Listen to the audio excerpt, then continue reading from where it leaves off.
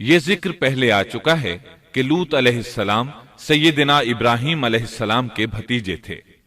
سیدنا لوط علیہ السلام کے باپ کا نام ہاران تھا، جو تارخ یعنی آزر کے بیٹے تھے۔ اللہ تعالیٰ نے لوط علیہ السلام کا پورے قرآن میں 27 بار ذکر کیا ہے۔ یہ ذکر 14 سورتوں میں متفرق مقام پر آیا ہے۔ آپ کا والد آپ کے بچپن ہی میں فوت ہو گیا تھا، اس لیے آپ نے اپنے دادا آزر کے گھر اپنے چچا ابراہیم علیہ السلام کے ہاں پرورش پائی۔ یہی وجہ ہے کہ ابراہیم علیہ السلام کو ان سے بے حد محبت تھی۔ جس وقت پوری قوم سیدنا ابراہیم علیہ السلام کے خلاف اٹھ کھڑی ہوئی اور انہیں آگ میں ڈالا گیا، اس کٹھن وقت میں صرف لوط علیہ السلام ہی وہ شخصیت تھے جو آپ پر ایمان لا چکے تھے۔ پھر جب ابراہیم علیہ السلام نے ہجرت کی تو لوط علیہ السلام نے بھی ان کے ساتھ ہجرت کی۔ اللہ تعالیٰ فرماتے ہیں کہ میں اپنے رب کی طرف ہجرت کرنے والا ہوں، وہ بڑا ہی غالب اور حکیم ہے۔ اس سے پہلے ہم ذکر کر آئے ہیں کہ جب ابراہیم علیہ السلام مصر سے فلسطین واپس چلے گئے تو آپ نے اپنے بھتیجے لوط کو سدوم بستی کی طرف بھیج دیا۔ یہ بحر مردار کے پاس ایک بستی تھی، تجارتی مرکز اور مسافروں کے لیے آرام کی جگہ تھی۔ یہ کافر قوم تھی، ان میں ایک بھی مومن نہیں تھا۔ اللہ تعالیٰ فرماتے ہیں پس جتنے ایماندار وہاں تھے ہم نے انہیں نکال لیا، اور ہم نے وہاں مسلمانوں کا صرف ایک ہی گھر پایا۔ یہ سب لوگ کافر تھے، لوگوں میں سب سے زیادہ فاسق اور فاجر تھے۔ ان لوگوں نے ایسی برائیاں ایجاد کی کہ ان سے پہلے کائنات میں کسی نے نہ کی تھیں۔ چنانچہ اللہ فرماتے ہیں جب لوط نے اپنی قوم سے کہا تم ایسی فحاشی اور بے حیائی کا ارتکاب کرتے ہو جو جہانوں میں تم سے پہلے کسی شخص نے نہیں کی۔ پھر اللہ فرماتے ہیں کیا تم عورتوں کو چھوڑ کر مردوں سے حاجت پوری کرتے ہو، بلکہ تم حد سے بڑھنے والی قوم ہو۔ اس کام یعنی اغلام بازی اور جنسی بے راہ روی کو قوم لوط نے شروع کیا، لیکن بعض کہتے ہیں یہ تو فطری چیز ہے اور بعض کہتے ہیں یہ جنات سے شروع ہوئی۔ بہرحال یہ فسق و فجور اور گھناؤنا جرم اسی قوم سے شروع ہوا۔ فرشتوں کی زبانی اللہ تعالیٰ نے فرمایا فرشتوں نے کہا کہ ہم گناہگار قوم کی طرف بھیجے گئے ہیں۔ پھر کہنے لگے مگر خاندان لوط کہ ہم ان سب کو تو ضرور بچا لیں گے، سوائے اس کی بیوی کے کہ ہم نے اسے رکنے اور باقی رہ جانے والوں میں مقرر کر دیا ہے۔ اسی طرح لوط علیہ السلام نے ان سے کہا کیا تم جہان والوں میں سے مردوں کے ساتھ شہوت رانی کرتے ہو، اور تمہاری جن عورتوں کو اللہ نے تمہارا جوڑ بنایا ہے ان کو چھوڑ دیتے ہو، بلکہ تم ہو ہی حد سے گزر جانے والے۔ اللہ تعالیٰ نے قرآن میں کتنے ہی مقامات پر اس گناہ کی برائی اور قباحت بیان فرمائی ہے، اس لیے کہ یہ نہایت سنگین اور گھناؤنا جرم ہے۔ اللہ تعالیٰ فرماتے ہیں اور لوط کا ذکر کر جبکہ اس نے اپنی قوم سے کہا کہ کیا باوجود دیکھنے بھالنے کے پھر بھی تم بدکاری کرتے ہو؟ یہ کیا بات ہے کہ تم عورتوں کو چھوڑ کر مردوں کے پاس شہوت سے آتے ہو؟ حق یہ ہے کہ تم بڑی ہی نادانی کر رہے ہو۔ اللہ تعالیٰ نے اس قوم کی قبیح خصلتوں کا جتنا ذکر کیا ہے کسی اور قوم کا نہیں کیا۔ انہیں کافر، مجرم، جاہل اور حد سے بڑھنے والا کہا گیا، کہیں فضول خرچی کرنے والے اور فاسق کہا گیا۔ یہ تمام برائیاں ان میں موجود تھیں۔ اللہ تعالیٰ فرماتے ہیں اور لوط کو یاد کرو جب انہوں نے اپنی قوم سے کہا تم ایسی فحاشی کرتے ہو کہ تم سے پہلے کسی جہاں والے نے نہیں کی۔ کیا تم مردوں کے پاس بدفعلی کے لیے آتے ہو اور راستوں میں ڈاکے ڈالتے ہو اور مجالس میں نہایت برے کام کرتے ہو؟ یہ لوگ اس قدر خبیث تھے کہ بھری مجلس میں برے برے کام کرتے تھے۔ مثلا سب کی موجودگی میں زوردار آواز کے ساتھ ہوا خارج کرتے، پھر اپنی اس حرکت پر ہنستے۔ غرض یہ کہ برائی کی تمام تر صفات ان میں موجود تھیں۔ لوط علیہ السلام پھر بھی انہیں سمجھاتے رہے، لیکن وہ جھٹلاتے ہی رہے۔ اللہ تعالیٰ فرماتے ہیں قوم لوط نے پیغمبروں کو جھٹلایا، جبکہ ان کے بھائی لوط نے ان سے کہا کہ تم اللہ کا خوف نہیں رکھتے۔ میں بلا شبہ تمہاری طرف امانت والا پیغمبر ہوں، اللہ سے ڈرو اور میری اطاعت کرو، اور اس کام پر میں تم سے کوئی اجرت اور مزدوری نہیں چاہتا۔ میرا اجر تو صرف اور صرف जहानों को पालने वाले के जिम्मे है। अंबिया का मिशन ही ये होता है कि तबलीग करते रहें। लिहाजा लूत अलैहिस्सलाम दावत देते रहे, लेकिन दावत के नतीजे में कौम का रद्द अमल क्या था, अल्लाह ने इसका भी जिक्र किया है। बस उसकी कौम का जवाब यही होता कि अल्लाह का अजाब ले आ अगर तू सच्चा है। इस्लाम दुश्मन और काफिर कौमों का जवाब यही होता है। कौम आद और कौम समूद ने भी यही जवाब दिया था। दूसरी आयत में है, लूत ने उन्हें हमारी पकड़ से डराया, यानी उन्होंने कहा, ए कौम, अल्लाह की पकड़ से और अजाब से बच जाओ, मोहतात हो जाओ। उसकी लाठी बेआवाज है, लेकिन वो डराने वालों से भी झगड़ते ही रहे। एक और आयत में अल्लाह फरमाते हैं, और उनकी कौम से कोई जवाब न बन पड़ा बजुज इसके कि आपस में कहने लगे कि इन लोगों को अपनी बस्ती से निकाल दो, ये पाकबाज बनने की कोशिश करते हैं। चूंकि ये सब के सब लोग फहाशी, उरियानी, बेहयाई, बेगैरती, फिस्क व फुजूर और बदकारी में मसरूफ थे, इनके नजदीक पाकीज़गी इख्तियार करना बेमाना काम बन चुका था। लूत अलैहिस्सलाम और उनकी बेटियों के अलावा कोई शख्स पाक न था। सब के सब गिलाजत में डूबे हुए थे। चुनाचे उन्होंने लूत अलैहिस्सलाम को अपनी बस्ती से निकाल बाहर करने का फैसला किया।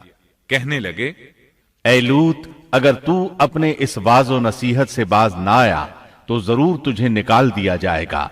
इस पर लूत ने फरमाया, मैं भी तुम्हारे इस घिनावने अमल से बेजार हो चुका हूं। चुनाचे लूत अलैहिस्सलाम उस मौके पर वहां से निकल आए और अपने रब से यूं दुआगो हुए, ऐ मेरे परवरदिगार, मुझे और मेरे अहल को इनके अमल से बचा ले और नजात अता फरमा। कितनी ही आयात में है कि इन लोगों ने लूत अलैहिस्सलाम को बस्ती से निकालने का अज़्म कर रखा था और लूत अलैहिस्सलाम इस पूरी बस्ती में बेयारो मददगार थे। वहां उनका कोई खानदान तो था नहीं, लिहाजा घर में ही बैठे रहे, दुआ करते रहे, ऐ परवरदिगार, इस फसादी कौम के खिलाफ मेरी मदद फरमा। इस दुआ से इस कौम की एक और खसलत मालूम हुई, और वो ये कि वो फसादी भी थे। सो अल्लाह ने दुआ कबूल फरमाई, फरिश्ते भेजे, जिब्राइल, मीकाइल और मलकुल मौत, और बाज रिवायात के मुताबिक इसराफील को भी इनके साथ भेजा गया। वो सबसे पहले इब्राहिम अलैहिस्सलाम के पास आए ताकि उन्हें इसहाक अलैहिस्सलाम की बिशारत दें। आखिरकार यहां से फरिश्तों ने सदूम का रुख किया। ये फरिश्ते वहां नौजवान लड़कों की सूरत में पहुंचे, उनकी टोलियों के पास से गुजरे ताकि उन्हें आजमा लिया जाए, उन पर हुज्जत कायम हो जाए। मतलब ये कि अल्लाह ताला ने फरिश्तों से कहा था कि उन लोगों को उस वक्त तक हलाक न करना जब तक कि उनके नबी को उन पर इल्जाम लगाते न देख लो। चुनाचे ये फरिश्ते नौजवान और खूबरू लड़कों की सूरत में बस्ती के किनारे पहुंच गए। लूत अलैहिस्सलाम की एक बेटी बस्ती से बाहर किनारे पर रहती थी। जब उसने उन्हें देखा तो डर गई। उसने सोचा, हमारी कौम के लोगों ने अगर इन्हें देख लिया तो जरूर इनसे बुराई करके रहेंगे। इसलिए वो अपने वालिद लूत अलैहिस्सलाम की तरफ दौड़ी। उनके पास पहुंचकर कहने लगी, मैंने चंद नौजवान लड़कों को देखा है और मैं उनके बारे में खौफजदा हूं।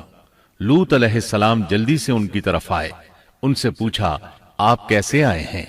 उन्होंने बताया, हम आपके मेहमान हैं। लूत अलैहिस्सलाम चाहते थे उन्हें बाहर ही से दूसरी तरफ रवाना कर दें, लेकिन जब उन्होंने कहा कि हम मेहमान हैं तो वो उन्हें जाने के लिए न कह सके। चुनाचे उनसे बोले, अल्लाह की कसम, जमीन की पुश्त पर इससे खबीस और गंदी कौम हमने नहीं देखी और न ही किसी के बारे में ऐसा मालूम हुआ। आपने दोबारा, सहबारा और फिर चौथी बार भी उनसे यही बात कही ताकि उन नौजवानों को हालात का इल्म हो जाए, वो भांप लें। लेकिन वो तो फरिश्ते थे और लूत अलैहिस्सलाम की कौम के खिलाफ गवाही तलाश कर रहे थे। आखिर लूत अलैहिस्सलाम उन्हें अपने घर ले आए, उन्हें बिठाया। लूत अलैहिस्सलाम की बीवी काफिर थी और कौम के साथ थी। वो बाहर गई और उसने लोगों को बताया कि उसने लूत अलैहिस्सलाम के घर में ऐसे खूबसूरत चेहरों वाले नौजवान देखे हैं कि जमीन पर आज तक उन जैसे कहीं नजर नहीं आए। ये सुनते ही वो सब लूत अलैहिस्सलाम के घर की तरफ लपके। कुरान करीम में आता है, लोग जल्दी से उसकी तरफ लपके और वो इससे पहले फहाशी के आदी बन चुके थे। एक जगह अल्फाज हैं, शहर के लोग खुश होते हुए आए, وہ اس حد تک فاسق اور فاجر بن چکے تھے کہ خوش ہوتے ہوئے وہاں آئے تاکہ ان خوبصورت لڑکوں سے لذت حاصل کر سکیں۔ یہ گھر کے سامنے پہنچ گئے تو لوط علیہ السلام انہیں روکنے کے لیے گھر سے نکلے۔ ان سے فرمایا، اے میری قوم، تمہاری خواہش کے لیے میری بیٹیاں موجود ہیں، یعنی قوم کی عورتیں موجود ہیں۔ نبی قوم کا باپ ہوتا ہے، اس کی بیویاں قوم کی مائیں اور قوم کی عورتیں اس کی بیٹیاں شمار ہوتی ہیں، جیسا کہ سورہ ہود میں آتا ہے۔ کہنے لگے، اے میری قوم، میری یہ بیٹیاں تمہارے لیے پاکیزگی کا باعث ہیں، لہٰذا اللہ سے ڈرو اور مجھے میرے مہمانوں کے بارے میں رسوا نہ کرو۔ کیا تم میں کوئی بھلا شخص موجود نہیں؟ آپ کی بات کے جواب میں انہوں نے کیا جواب دیا؟ قرآن مجید میں آتا ہے، کہنے لگے، لوط، تو جانتا ہے تیری بیٹیوں یعنی قوم کی عورتوں سے ہمیں کوئی سروکار نہیں، ہم جو چاہتے ہیں تمہیں خوب معلوم ہے۔ لوط کہنے لگے، کاش میرے پاس کوئی قوت ہوتی یا میں کسی مضبوط پناہ میں ہوتا۔ لوط علیہ السلام کے پاس کچھ بھی تو نہیں تھا، صرف ان کی اپنی بیٹیاں ان پر ایمان لائی تھیں، یہاں تک کہ ان کی بیوی بھی کافر تھی۔ بخاری اور مسلم کی روایت ہے، نبی کریم صلی اللہ علیہ وسلم نے فرمایا، اللہ تعالی لوط پر رحمت فرمائے، وہ اللہ تعالی کی طرف پناہ لیتے تھے۔ مفسرین کا کہنا ہے کہ لوط علیہ السلام کے بعد اللہ نے جو نبی بھیجا وہ کسی اونچے خاندان اور قبیلے کا چشم و چراغ ہوتا تھا، جو اس کی حفاظت کرنے کے قابل ہوتا تھا۔ لوط علیہ السلام کے ساتھ کوئی مددگار نہیں تھا۔ ایک دوسرے مقام پر اللہ تعالیٰ فرماتے ہیں، اور شہر کے لوگ خوش ہوتے ہوئے آئے۔ لوط نے کہا، یہ میرے مہمان ہیں، مجھے رسوا نہ کرو، اللہ سے ڈرو اور مجھے ذلیل نہ کرو۔ انہوں نے کہا، کیا ہم نے تجھے جہان والوں کے بارے میں منع نہیں کیا؟ یعنی انہوں نے آپ کو تبلیغ وغیرہ سے بھی روک دیا تھا۔ لوط نے کہا، اگر خواہش پوری کرنا چاہتے ہو تو میری بیٹیاں یعنی قوم کی عورتیں موجود ہیں، ان سے کر لو۔ اے پیغمبر، تیری عمر کی قسم، وہ لوگ اپنی مدہوشی میں مست تھے۔ اللہ تعالیٰ نے کسی انسان کی عمر کی قسم نہیں کھائی سوائے نبی کریم صلی اللہ علیہ وسلم کے، اور یہ اعزاز آپ کے شرف، عزت اور تکریم پر دلیل ہے۔ اب ان لوگوں نے گھر میں داخل ہونے کی تیاری کر لی۔ ادھر لوط علیہ السلام نے اپنے تینوں مہمانوں کی طرف دیکھا۔ آپ ان کے لیے فکر مند تھے، لیکن وہ یہ دیکھ کر حیران ہوئے بغیر نہ رہے کہ وہ تینوں بالکل بے فکر بیٹھے تھے۔ اس وقت کی کیفیت اللہ تعالیٰ نے قرآن مجید میں یوں بیان فرمائی ہے، تم لوگ تو کچھ انجان سے معلوم ہو رہے ہو۔ اس پر وہ کہنے لگے، ہم تو تیرے پاس وہ فیصلہ لائے ہیں جس میں اس قوم کو شک تھا، اور ہم تیرے پاس حق لے کر آ چکے ہیں، اور بے شک ہم سچے ہیں۔ سورۃ العنکبوت میں اللہ تعالیٰ فرماتے ہیں، فرشتوں نے کہا، اے لوط، نہ ڈر اور غم نہ کھا، یقیناً ہم تجھے اور تیرے اہل کو سوائے تیری بیوی کے نجات دیں گے، وہ پیچھے رہ جانے والوں میں سے ہوگی۔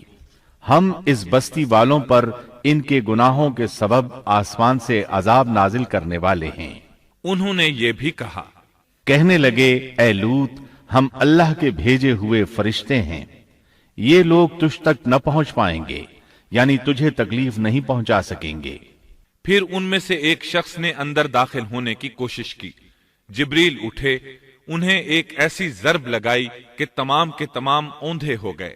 اس بارے میں اللہ کا فرمان ہے، انہوں نے لوط کو اس کے مہمانوں کے بارے میں پھسلانے کی کوشش کی تو ہم نے ان کی آنکھیں مٹا ڈالی۔ اللہ تعالیٰ سورۃ القمر میں فرماتے ہیں، پس میرا عذاب اور ڈرانا چکھو۔ وہ دھمکیاں دینے لگے اور واپس جاتے ہوئے کہنے لگے، ہم تجھ سے کل نبٹ لیں گے۔ انہوں نے سزا محسوس بھی کر لی، لیکن پھر بھی توبہ نہ کی۔ اس وقت فرشتوں نے کہا، یقیناً ان کے وعدے کا وقت صبح کا ہے، اور کیا صبح بالکل قریب نہیں؟ صبح تک انہیں مہلت مل گئی۔ فرشتوں نے کہا، اے لوط، اپنے اہل کو رات کے حصے میں لے کر نکل جا، اور ان کے پیچھے پیچھے تو چل، اور تم میں سے کوئی پیچھے مڑ کر نہ دیکھے، اور جہاں تمہیں حکم ہو چلے جاؤ۔ اور ہم نے اسے وہ فیصلہ سنا دیا کہ صبح ہوتے ہی اس قوم کی جڑ کاٹ دی جائے گی۔ اسی طرح اللہ تعالیٰ سورۃ الشعراء آیت 170 اور 171 میں فرماتے ہیں، ہم نے اسے اور اس کے تمام اہل کو نجات دی سوائے اس کی بیوی کے جو پیچھے رہنے والوں میں سے تھی۔ سورۃ القمر میں اللہ تعالیٰ فرماتے ہیں، تمام ہلاک ہو گئے سوائے لوط کی آل کے، انہیں ہم نے صبح سحری کے وقت یعنی رات کے آخری حصے میں نجات دی، یہ ہمارا احسان تھا اور اسی طرح ہم شکر گزاروں کو بدلہ دیتے ہیں۔ چنانچہ لوط علیہ السلام نکل کھڑے ہوئے، ان کے ساتھ ان کی صرف 2 بیٹیاں تھیں، وہ بستی سے نکل گئے۔ پھر صبح ہوئی، روشنی پھیلنے لگی تو عذاب آ گیا، اور صبح سویرے ہی انہیں ٹھہرنے والے عذاب نے آ لیا، پس تم میرے عذاب اور ڈرانے کا مزہ چکھو۔ یہ عذاب کیسا تھا؟ جبریل علیہ السلام آئے، اپنا پر زمین کے نیچے داخل کیا، اس مکمل بستی کو اکھیڑا اور آسمان کی طرف اٹھا کر لے گئے۔ کہا جاتا ہے کہ فرشتوں نے اس بستی کے مرغوں کی اذان اور کتوں کے بھونکنے کی آوازیں سنی، اور لوگوں نے فرشتوں کی تسبیح سن لی۔ جبریل علیہ السلام نے ایک چیخ ماری، سب بجھی ہوئی آگ کی طرح ہو گئے، پھر مکمل بستی کو پکڑ کر الٹا دیا، ہر ایک کے لیے آسمان میں پتھر تیار تھا، بہرحال اس کو زمین پر دے مارا۔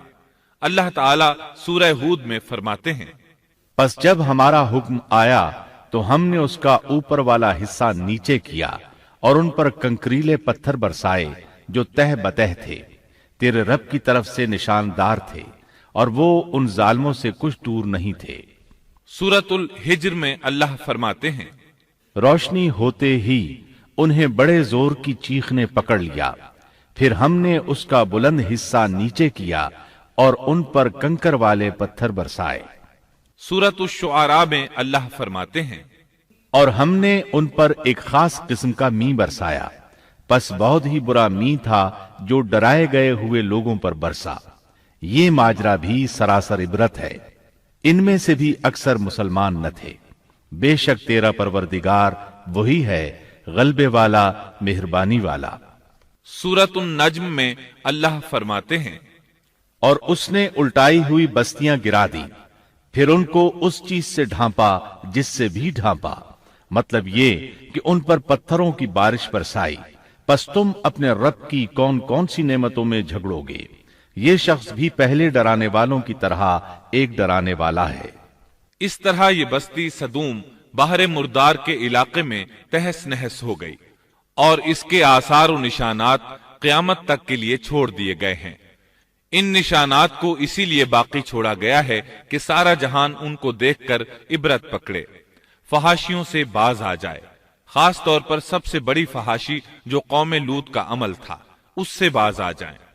سیدنا لوط علیہ السلام کے اس قصے میں قرآن حکیم اور احادیث نبوی سے یہ بات ثابت ہوتی ہے کہ سیدنا لوط علیہ السلام جس قوم کی طرف مبعوث کیے گئے تھے، وہ قوم اخلاق کے اعتبار سے بالکل ختم ہو چکی تھی، اور اب اس کی اصلاح ناممکن ہو چکی تھی۔ اس قوم نے اپنے جرم کو جرم بھی نہیں سمجھا تھا، عام مقامات پر اعلانیہ بے حیائی کرنا ان کا مشغلہ تھا۔ یہ ایسا عمل تھا جس کی ماضی میں کوئی نظیر نہیں ملتی۔ مردوں کا مردوں سے اختلاط اور عورتوں کا عورتوں سے، یہ ایسا فعل تھا جو جنگل کے وحشی جانور بھی نہیں کرتے۔ یہی وجہ تھی کہ یہ قوم اپنے میں سے کچھ نیک لوگوں کو بھی برداشت نہیں کرتی تھی، وہ انہیں نیکی اور شرافت کی دعوت دیتے تھے، اسی لیے وہ ان کے سخت مخالف ہو گئے تھے۔ قرآن کریم نے اس قوم کے 3 بڑے جرائم کا ذکر کیا ہے۔ یہ کہ تم مردوں سے بدفعلی کرتے ہو، مسافروں کو لوٹ لیتے ہو، عام مجلسوں میں اعلانیہ فحاشی کرتے ہو۔ ان 3 گناہوں میں سے سب سے پہلا گناہ بدترین گناہ تھا۔ یہ گناہ اس قوم سے پہلے کسی نے نہیں کیا تھا، گویا وہ اس گناہ کو ایجاد کرنے والے تھے، اور یہ گناہ زنا سے بھی زیادہ شدید ہے۔ قرآن کریم اور احادیث کی روح سے اغلام بازی ایک بدترین گناہ ہے۔ احادیث میں اس گناہ کی مختلف سزائیں آئی ہیں۔ ایک روایت میں ہے کہ فاعل اور مفعول دونوں کو قتل کر دو۔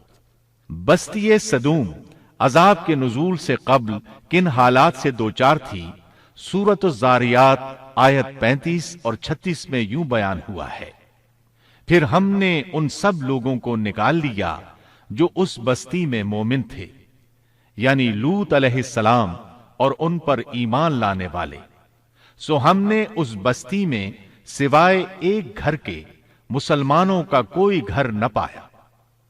اس کا مطلب ہے وہاں صرف سیدنا لوط علیہ السلام اور ان کا گھرانہ مسلمان تھا، باقی سب گھر کافروں کے تھے۔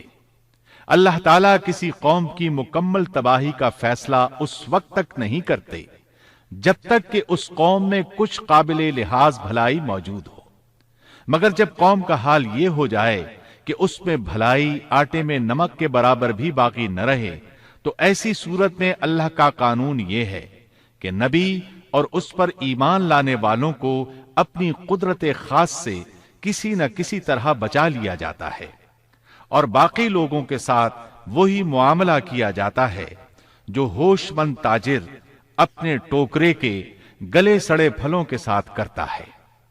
اچھے پھل ان میں سے نکال لیتا ہے اور سڑے ہوئے باہر پھینک دیتا ہے۔